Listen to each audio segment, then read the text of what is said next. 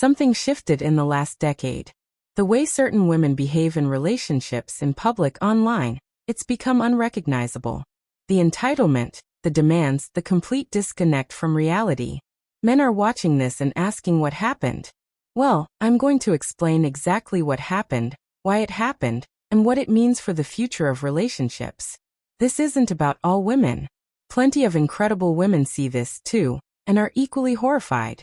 This is about a specific subset who've been programmed to act in ways that destroy their own happiness while blaming everyone else for the wreckage. Let me be clear about where I'm coming from. I used to try to be neutral, diplomatic, find the middle ground. But watching what's happening to young men, watching the exploitation, the manipulation, the gaslighting, I can't stay neutral anymore. The truth needs to be told, even if it's uncomfortable, especially if it's uncomfortable, because comfortable lies got us into this mess.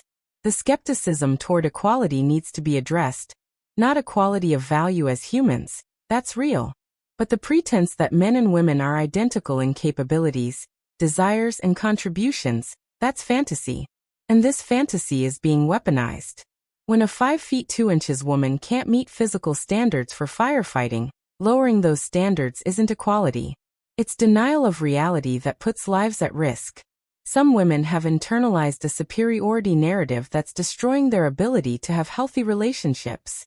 They genuinely believe they're better than men in every way.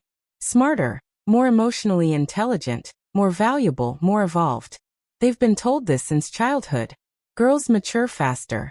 Women are better communicators. The future is female. And they believed it. I counsel men who describe partners who literally say things like, "You're lucky I'm with you," while bringing nothing to the relationship but demands. These women genuinely believe their mere presence is a gift.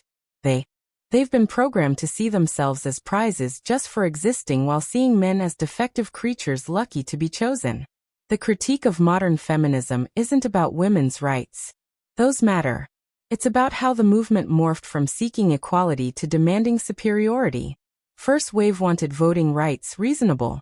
Second wave wanted workplace equality fair.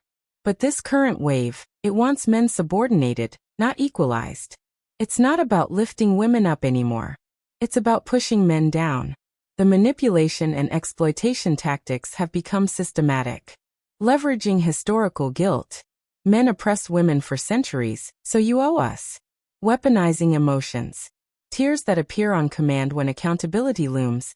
Playing victim while being the aggressor. These aren't accidents. They're strategies taught and reinforced through social media, education, and peer groups. Here's what I tell men. Reject the guilt and obligation completely. You didn't own slaves. You didn't deny women voting rights. You didn't create historical patriarchy. You were born into a world where women have every legal right men do, plus additional protections and privileges. You owe nobody anything based on what people with penises did before you were born. The respect and authority dynamic has become completely one-sided. Men are expected to respect women unconditionally. Believe all women. Happy wife, happy life. The customer is always right. But men's dignity, that's conditional on female approval. Your worth as a man is determined by whether women validate you. That's not equality. That's subordination. Let's talk historical context because it matters. Yes, historically men held authority, but with that authority came responsibility.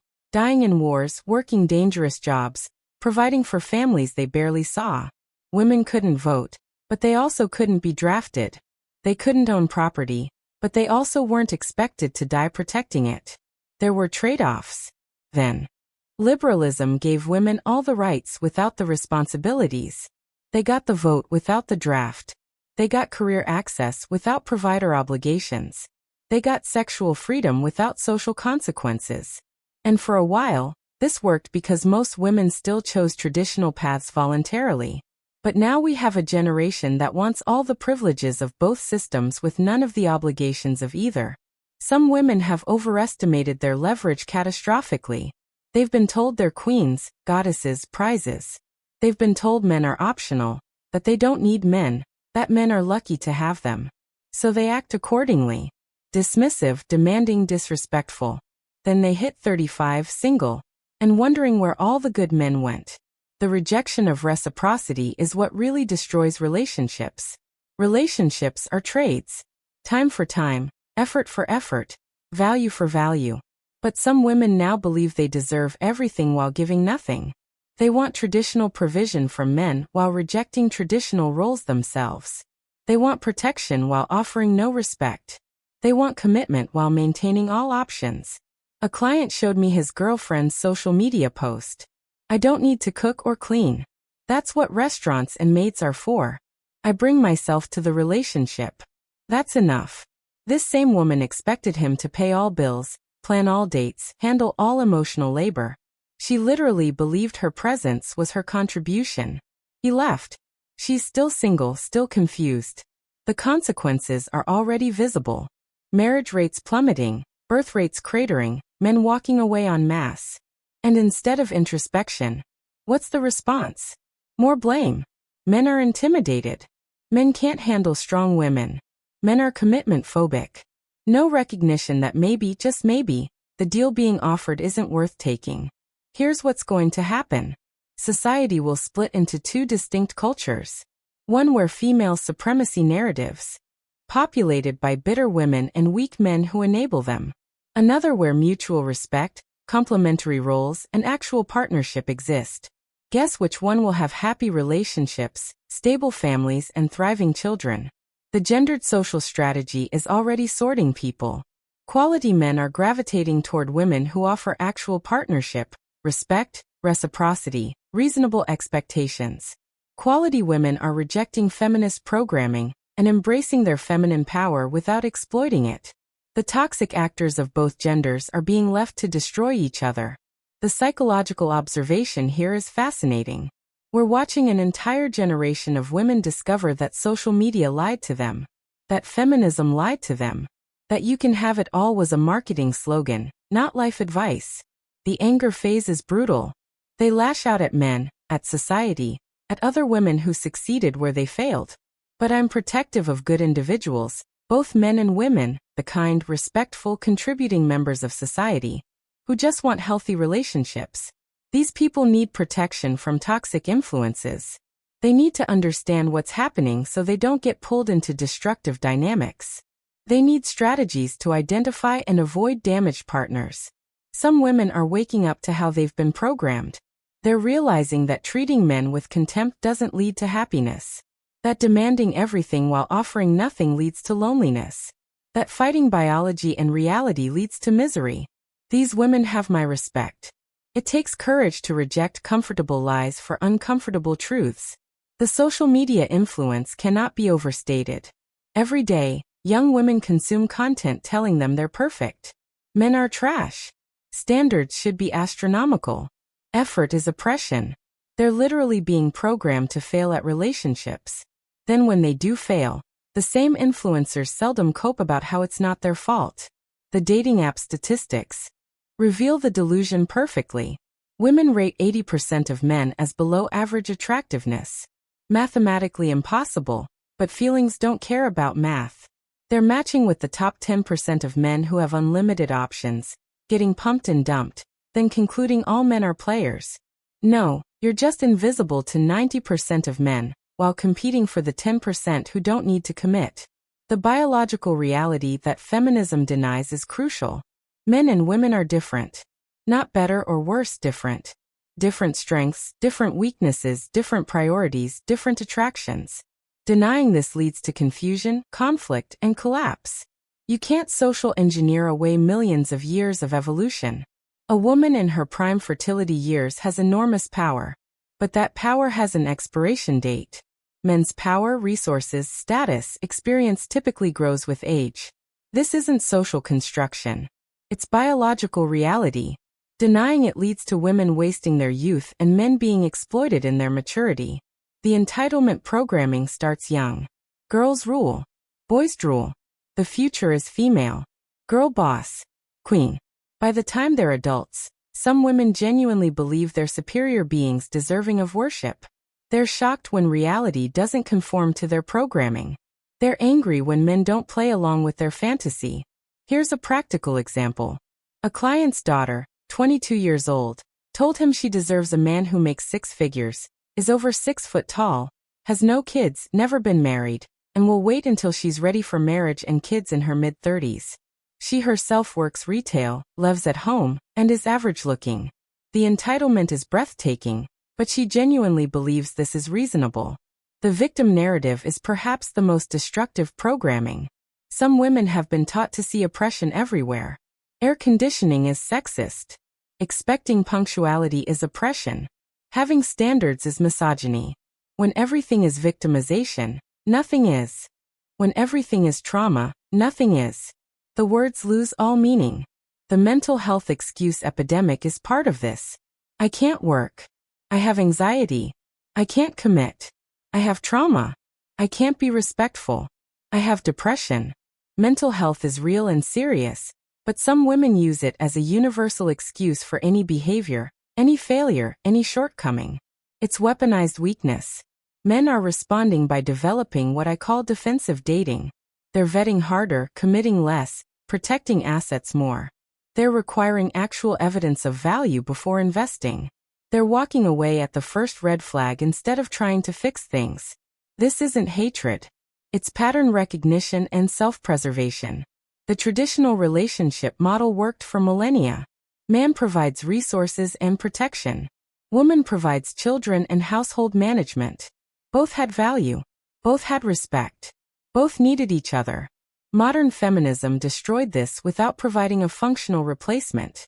Now nobody knows what they're supposed to do or be. Some women want traditional provision, but modern freedom. They want a man who pays all bills but also does half the housework. They want male protection but not male authority. They want commitment but not accountability. They want the benefits of all relationship models simultaneously. That's not how reality works. The competence crisis is real.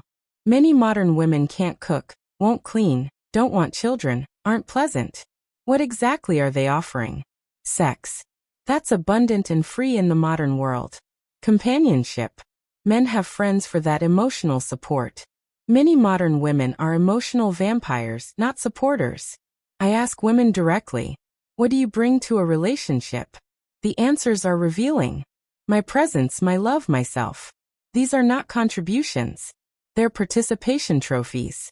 Men bring resources, protection, problem-solving, stability. What's the female equivalent? And don't say emotional labor. That's just another term for complaining. The strong independent woman narrative has backfired spectacularly. Turns out most women don't want to be strong and independent. They want to be protected and provided for. But after decades of saying they don't need men, men believed them and withdrew. Now these strong independent women are alone, exhausted, and bitter. The cognitive dissonance is painful to watch. The same woman who says, I don't need a man, is on dating apps desperately seeking one. The same woman who says men are trash wonders why quality men avoid her. The same woman who says I'm a queen lives like a peasant. The gap between narrative and reality has become a chasm. Social contagion spreads these toxic behaviors. One woman in a friend group starts with the men are trash narrative, and it spreads like a virus. Soon they're all single, all bitter, all reinforcing each other's delusions. They're literally talking each other out of happiness. It's a misery cult that recruits through social media. The pendulum is already swinging back. Gen Z men are more conservative than millennials. They're rejecting feminist programming entirely. They're embracing traditional masculinity, traditional values, traditional relationship models. Not because they hate women, but because they've seen what the alternative produces. Chaos. Some women are panicking as they realize the power shift. For decades, young women held all the cards in dating. Now men are walking away from the table entirely. The "where have all the good men gone" articles are multiplying. The answer is simple. They're gone. They opted out. They chose peace over exploitation. The migration of quality men is happening subtly. They're dating foreign women, moving abroad, or simply choosing solitude. They're not announcing it, not making manifestos, not creating movements. They're just quietly withdrawing from a market that doesn't value them. Here's the truth about modern feminism. It's a luxury belief. Only in abundantly Safe, prosperous societies. Can women pretend they don't need men? One major crisis, war, economic collapse, infrastructure failure, and watch how quickly, I don't need a man becomes please protect and provide for me. The test culture has become exhausting. Every interaction is a test. Every request is a trap. Every conversation is a power struggle. Men are tired of being constantly evaluated, constantly challenged, constantly required to prove themselves. Relationships aren't supposed to be job interviews that never end. Some women have been programmed to see masculinity itself as toxic. Male leadership oppressive. Male strength threatening. Male logic mansplaining. Male emotion manipulation.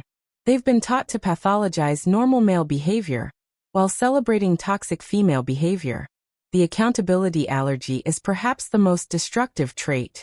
Some modern women cannot accept responsibility for anything. Failed relationship, his fault. Career problems, patriarchy. Financial struggles, wage gap. Personal unhappiness, society. There's always an external cause, never personal responsibility. The projection is constant. Women who manipulate accuse men of manipulation. Women who lie accuse men of dishonesty. Women who cheat accuse men of infidelity.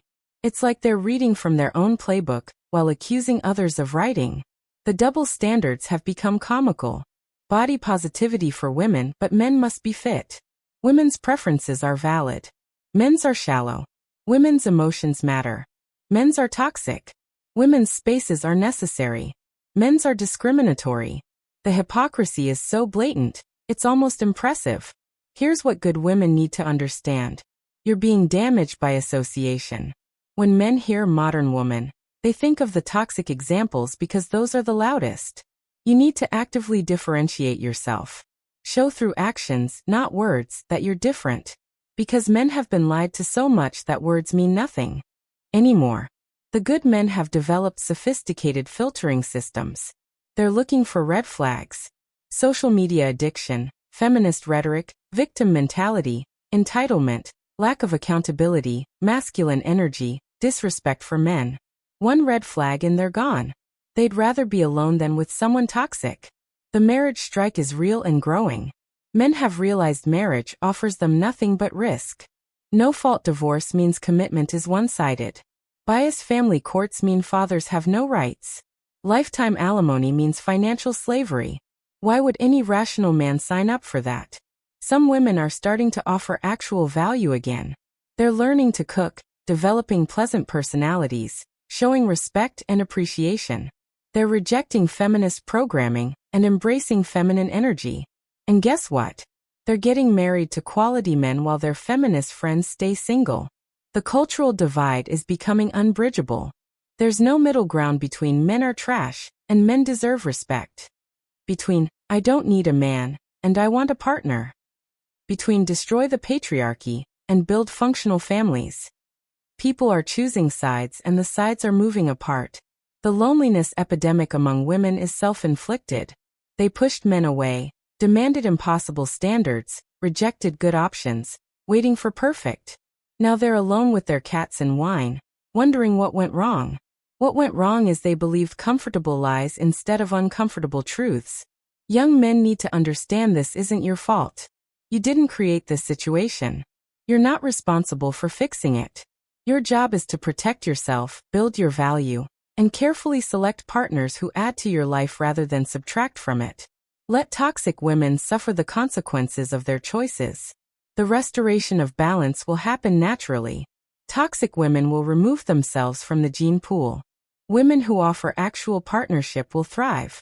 Men who maintain standards will succeed. Men who accept exploitation will suffer. Biology doesn't care about ideology. It rewards what works and punishes what doesn't. The practical advice for men is simple but not easy.